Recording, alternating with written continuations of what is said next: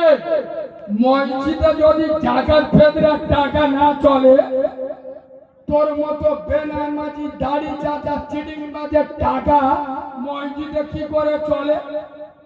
মসজিদে জাকাত ফেদরার টাকা যদি না চলে, বাম্মার ভাত দেয় না, মসজিদে 20 ব্যাগ সিমেন্ট দিচ্ছে। ঠিক বলছি না ভুল বলছি?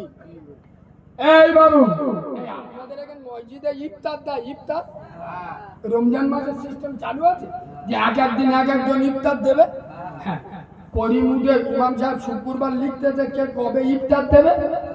করিমুডে বলতে দেওয়া হুজুর আমার 3 দিন পর পর লিখে গেলাম, 3 দিন ইফতার দেবো, 3 দিন গ্রামের লোকে খেয়ে চোখগুলো করে দেবো, 3 দিন ইফতার লিখে নাও। আমি নবীর মেম্বারে বসে বলছি, খোঁজ নিয়ে দেখেন টোটাল রমজান মাসে মার 1 কিলো আপেল কিনে দেয়।